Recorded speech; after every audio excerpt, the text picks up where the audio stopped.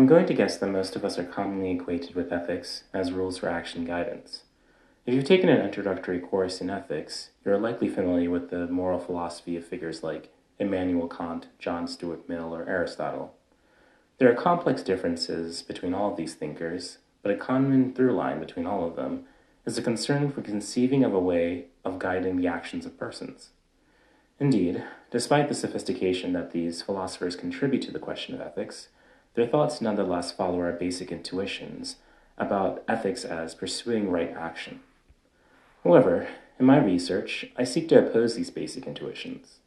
I contend that ethics ought not to be understood as programs for action guidance, but rather as a project for creating a place of authentic relationships between persons. The basic reason for this shift is the belief that the preoccupation with ethics understood as action guidance is not yet truly an ethical desire. Attention to choosing the right action or being a good person is not yet fully an authentic concern for others. There are still deep vestiges of egoism in this way of understanding ethics.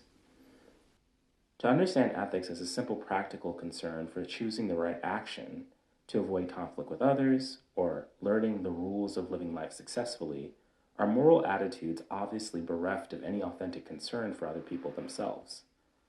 Even further, a conception of ethics as a program of achieving moral certainty superior to our ordinary moral intuitions is still invested in egoism. To seek the right action to avoid a violation of conscience, as a risk to my emotional and psychological health, still skirts an authentic concern for others. Ethics is more meaningfully understood as a singular and direct relationship of responsibility to others that is unmediated by any such self-referential concerns. Achieving such a relationship would require us to fully peel back and dissolve the pretensions of egoism that block its possibility.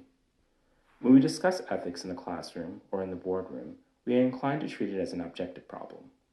What I mean by this is that we assume the discussion of ethics to be one where the answers of right and wrong can be disclosed to us right now where we are and as who we are.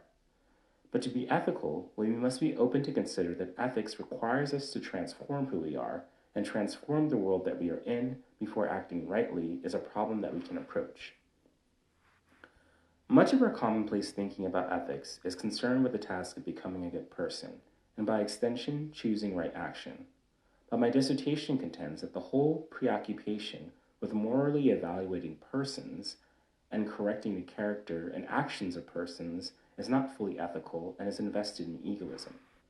The desire to approve of oneself and find one's own actions agreeable is still egoism. The whole connection between ethics and persons must be severed. It is my view that ethics does not consist in the perfection of a person, but rather in the idea of persons becoming places. That is to say, that ethics consists in persons becoming places for the authentic self-disclosure of others. Ethics is the complete reversal of egoism as a concern for one's person.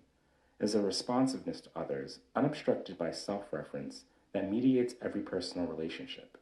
It is pushing back on the ego as much as possible. Here we'll interpret this reversal of egoism as the idea of becoming a place for others. What I was trying to convey earlier about conventional views of ethics is that these views are already other-regarding attitudes that are ego-centered.